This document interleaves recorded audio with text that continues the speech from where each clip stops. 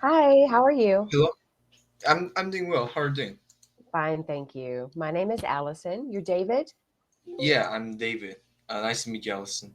Yeah. So tell me about what's going on with you, David. What are we studying English for, and what are your goals? I'm studying English for my job. So I want to be a traveler, businessman, Mm-hmm. investor, such like this. And English is really helpful in these cases. And yeah, my goal is to be a traveler, businessman, and investor. Excellent. Well, you sound very good. So tell me how far you've gone, and what you'd like to study today, or would you like to just have a conversation? So firstly, I've been studying English for wait a minute. So I started when I was in uh, fourth grade in elementary school, and Sure. now I'm in middle school in first grade. So well, let me count it. So I've been studying English for 4 years, Mm-hmm. and so usually in Cambly, I have conversation because Okay. these days I'm practicing speaking. So yeah, I would like to Absolutely. have a casual conversation. Well, okay. Tell me about your regular day to day life. Tell me about your friends and maybe something that you're interested in as hobby wise. And I'll be listening for any places where we can improve. Okay.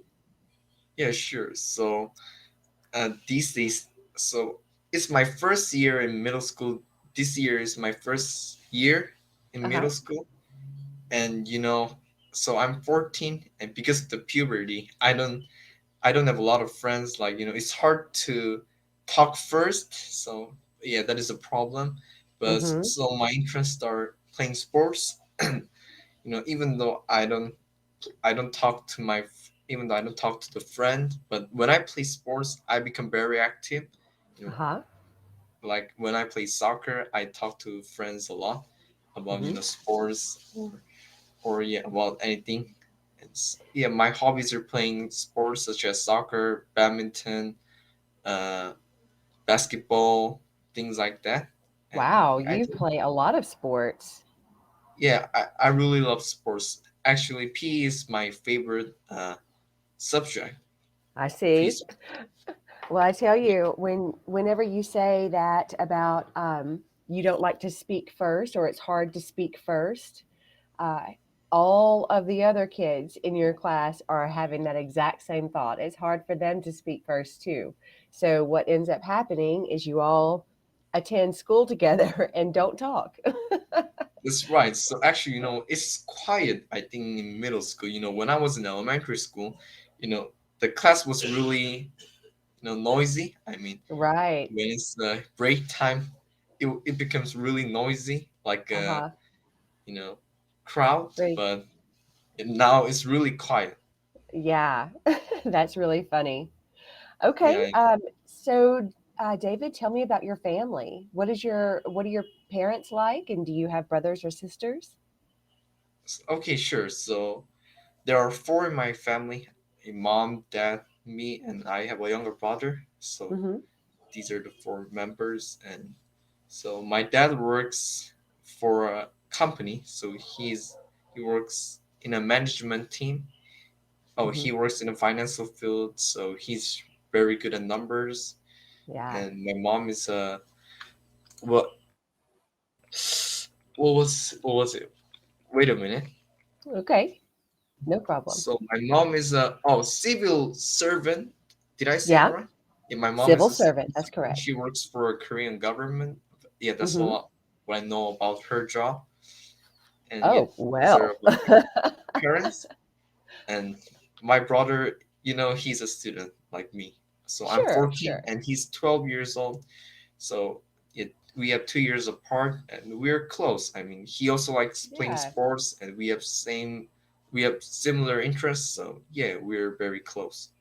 I Well, think that's great. And your parents, when I was younger and growing up in the United States, the nuclear family is what they call it, is parents with two children and two children within 2 years of being born.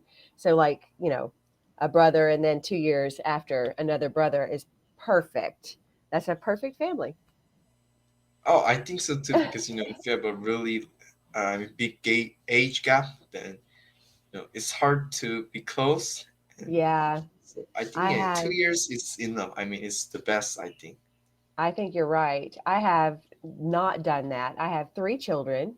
Two of them are adults. One is 27 and the other is 26. And then I have a teenager who's 13. So, Wow. right.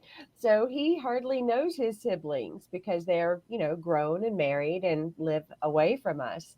So it's difficult for him to be close to them. However, my older daughter has two little boys. And so he's closer in age to his nephews than he is to his brother and sister. So his nephews are sort of his brother and sister, brothers by proxy. Oh, I see. I got it. Yeah, Yeah, interesting. By the way, what about your family? Can you tell me about your family? Yeah, you said you have sure. two children, three children, and That's right. Two so yeah, adult what do children. they do? My daughter she stays home now and takes care of the house and the children. Her Okay. husband he was in the military. He was a Marine, and now he retired from the military and is a welder. So a welder is someone who joins two pieces of metal with other metal. Do you know what I mean? I'm not Hmm. really sure. Well, you Well, can, he's specifically in construction. You're joining metal pieces, like iron beams that build up the skeleton of a house or an okay. office building. Yeah. So he uses the torch and melts the metal together so that it's solid. Oh, I see. So your daughter husband does that. So wait, Yes, can you type the job because I've never heard of sure. that before? Absolutely. That's why I didn't think that you would, or because I don't think that welding comes up in very many conversations. The I know. Yeah, the title of the job is welding, but he would be a welder, person who welds or I makes got it. welds, I should say. Yeah, Yeah, and welding is pretty uncommon. So yeah, oh sure, and but you know now I that get. they have good. And in Louisiana, where we're from, there are people that go into the ocean and do underwater welding for oil rigs and stuff. I didn't even know that that was possible for a Oh, while, really? but yeah, it's very bizarre to see Yeah, people that sounds very underwater. interesting. Yeah. Something underwater. Wow, that Hmm. is very cool. I And don't they're think I could predict using, it if I didn't see in real. right? And it's what's really scary about that job is that while they're down there, they're using torches. So it's a very bright light and it sparks and makes, this flashing light. So it attracts big fish and predator fish. Oh my God, it might be scary. I think I it's would be dangerous. Maybe. terrified. Yes. Yeah, I wouldn't do that. No, me Because neither. I because in my I might hurt, or maybe fish might bite me, and that is dangerous. Yes, it Also, is. I think underwater job is pretty dangerous because, for example, when the lamp, oh no, no, how do I say, flashlight, when flashlight is broken, then Oh, yeah.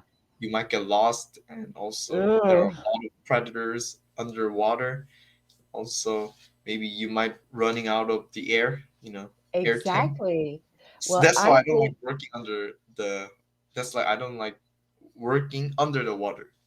Yeah, I agree with you. I'm not someone who thinks that going into the water is very smart or like staying under there. And then also going into the air. I don't fly very well either because it's not a natural state. I don't just walk out of my door and fly away. Otherwise, it'd be great, but I don't want to die. So it's terrifying. Oh, I see. But Hmm. actually, I like flying. I mean, because I really like traveling. Yeah. Actually, I haven't traveled a lot. I've only traveled to one place, so I wish I could fly more often. Where did you And travel to? So I've traveled to Guam. Do you know where Guam is? I do know where Guam is. Yes. I Oh, have you friends. know.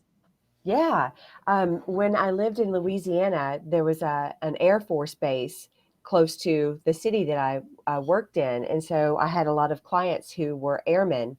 And whenever they got stationed in Guam, they would come back with all kinds of stories about the island and how beautiful and the people. And it was just that's how I know Guam. I've never been there though. So that's how you know Guam. But if Hmm. you want to travel, then I definitely recommend you to travel to Guam because I think I really enjoyed my time with my family. It was really fun. Good. Things. Well, we traveled earlier this year. We moved from the United States to South America, and I live in Ecuador now. And so we Oh, also, yeah, we like to travel a lot too. And we're going to be traveling through South America later this year and oh, I enjoying the see. different sites. Yeah. Wait. Where play? Where? What It's place? we live in Ecuador. The Yeah, country is right called now. Ecuador. Yes. Oh, yeah, I And know. It's so in South America, right? that's right. Good job with your geography. Oh, thanks. Well, I like word maps, so I know some few Me places. too. I Oh, you think like that word that is, maps as well? I sure do. Yeah, I think it's interesting to looking. I think it's really fun to studying word maps because actually also studying word maps helps me a lot in geography and social study, in a lot of subjects. So I think, yeah, studying word map I is think a so too. really good thing to do. I feel like when you're reading history or especially in social studies, you're reading about how one group of people traveled to another country many years ago. It's you can read it and understand it, but it's a lot easier to understand when you can see on a map exactly how far that route really is and the dangerous ways that ships had to travel to get to that destination. Exactly, that's right. And also, Mm. uh, you might be more interested. So, for example, if you know Russia and you read some news about Russia, then yeah, you might get interested.